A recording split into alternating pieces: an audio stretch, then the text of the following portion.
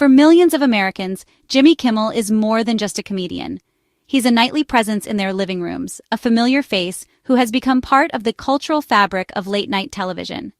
As the host of Jimmy Kimmel Live, for over 2 decades, Kimmel has built a reputation for blending humor with heartfelt moments and for keeping viewers entertained long after the evening news.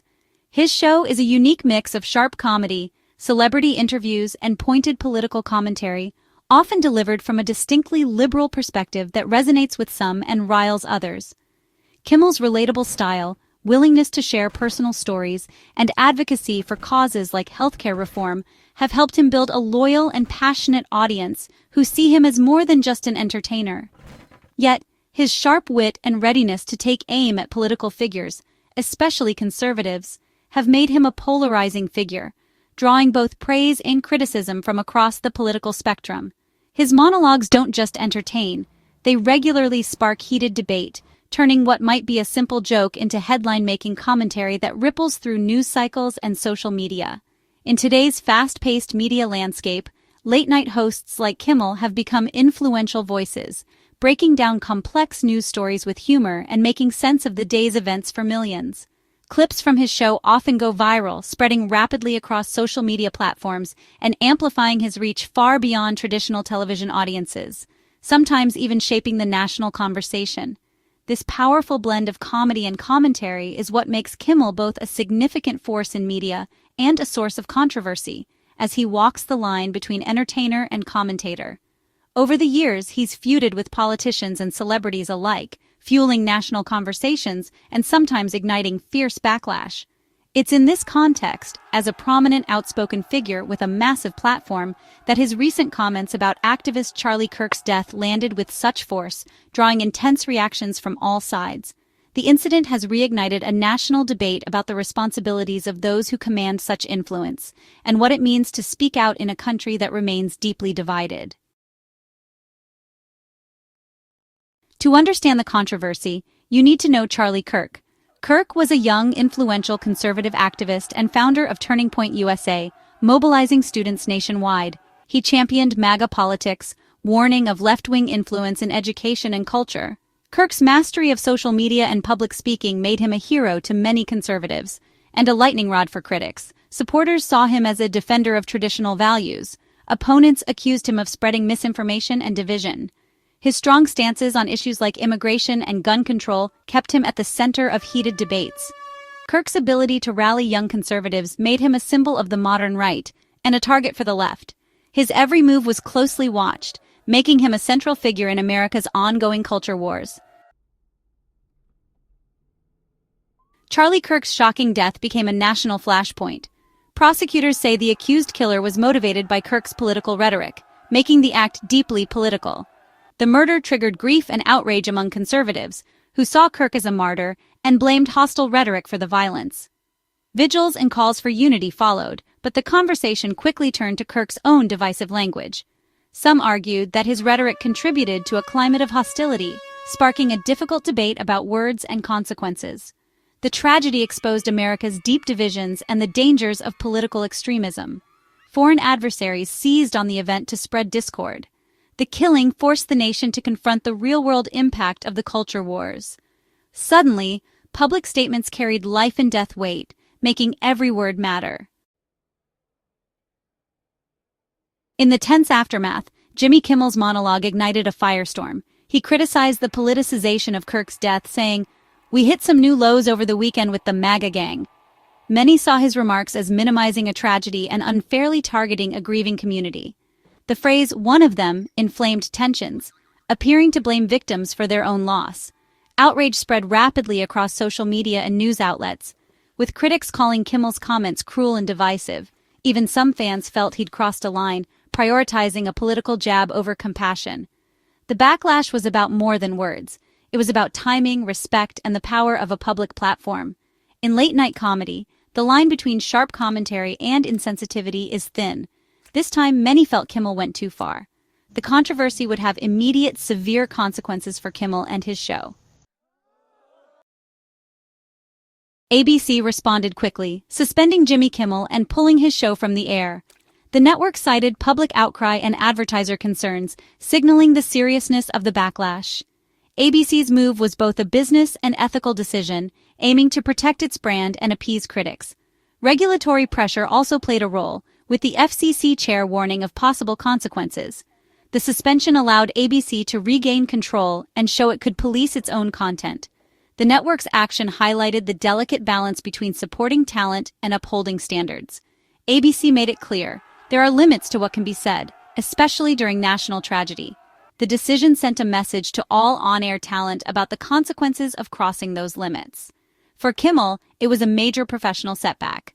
For the industry, it was a warning shot about the risks of controversial commentary. Kimmel wasn't alone. His suspension set off a chain reaction, sparking a wave of firings and disciplinary actions that rippled across the country. The story quickly became national news, dominating headlines and talk shows as organizations scrambled to respond. Media figures, teachers, and even private sector employees lost jobs over comments about Kirk's death. MSNBC fired an analyst, and other networks followed suit, reviewing their own staff's public statements and social media activity. The Washington Post let go of a writer, citing violations of their code of conduct, while other major publications issued warnings to their staff. DC Comics canceled a series after controversial remarks from a creator, and comic book stores debated whether to stock certain titles, fearing backlash from customers. Educators faced intense scrutiny. Some were fired or placed on leave for social media posts, while others were investigated simply for expressing opinions in private forums. Civil liberties groups called these actions intimidation campaigns, warning that the rush to punish was eroding free speech and due process rights. Private companies, airlines, and even fast food chains disciplined employees for insensitive comments, sometimes based on anonymous tips or viral posts. In one case, Office Depot workers were fired for refusing to print a vigil poster, igniting debates about personal beliefs versus company policy. The message was clear. In a hyper-politicized climate, both public and private speech can have immediate severe consequences, regardless of intent or context. Employers acted swiftly to avoid controversy, often at the expense of due process, fearing reputational damage more than legal challenges. The fallout revealed a new reality. Speech, even outside work, can cost you your career, leaving many to wonder where the line between personal expression and professional risk truly lies. The fallout from Kimmel's suspension exposed deep political divides. Conservatives and Trump supporters saw it as overdue accountability for liberal media figures. The White House and Trump himself celebrated ABC's decision, framing it as justice. The administration pushed for consequences, even revoking visas for non-citizens who celebrated Kirk's death online. Efforts to censure political opponents followed, showing a coordinated campaign to police speech. On the left, critics warned of a chilling effect and attacks on free speech. Civil liberties groups decried the firings as targeted harassment and hypocrisy. The debate became less about Kimmel and more about the nature of free speech in America. Each side saw the other's actions as dangerous, deepening national divisions. The incident became another front in the culture war, eroding any sense of shared values. The controversy reignited the debate over free speech and professional responsibility. The First Amendment protects against government censorship, but not workplace consequences. ABC had the right to suspend Kimmel for comments it deemed harmful to its brand. Supporters argue companies must enforce standards, especially for public figures. Critics warn this creates a chilling effect, stifling honest debate and empowering online outrage mobs. The rapid, widespread consequences after Kirk's death brought these issues to the forefront. Should a teacher lose their job for a private post? Should a comedian be suspended for an offensive joke? The line between protected speech and punishable conduct is increasingly blurred. The story forces us to confront tough questions about expression, responsibility, and the public's demand for decency.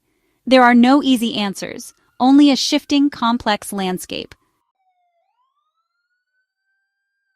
The Kimmel-Kirk controversy is more than just another celebrity scandal. It's a revealing case study in the immense power and potential peril of public speech in our society. It's a moment that forces us to ask, who gets to speak, who gets silenced, and what are the consequences when the lines between entertainment, politics, and tragedy blur? This story demonstrates how quickly a tragedy can be politicized, with consequences that ripple far beyond the worlds of Hollywood or Washington. In a matter of hours, a single comment or event can ignite fierce debates, shape public opinion, and even influence policy decisions. The fallout signals a shift in how media companies and institutions respond to controversy. Increasingly, they may become more cautious, weighing the risks of backlash and public outrage, and potentially stifling challenging or uncomfortable conversations that are vital for a healthy democracy. This new environment could raise the standard of public discourse, encouraging more thoughtful dialogue, or, just as easily, it could limit open debate and discourage people from speaking their minds. The widespread firings and increasing government involvement raise serious concerns about a growing intolerance for dissenting voices. When institutions act swiftly to silence or punish, it sends a message that disagreement is dangerous. Cancel culture's tools are now wielded by all sides, not just one political group or ideology. This escalation threatens the very health of democracy as it becomes harder to find space for disagreement and dialogue. The Kimmel-Kirk story holds up a mirror to a deeply divided nation, showing how pain and outrage are weaponized and how the search for common ground is eroding in the face of polarization. Moving forward, it's clear that we need more empathy, greater responsibility, and a renewed conversation about what it means to participate in the public square. We must ask ourselves how we can listen better, disagree respectfully, and rebuild trust. The lessons of Kimmel and Kirk are not just about two individuals. They're about all of us and the choices we make in turbulent times. Each of us plays a role in shaping the culture and the future we want to see. The impact of this story will last long after the headlines fade, reminding us that the way we respond today will echo for years to come.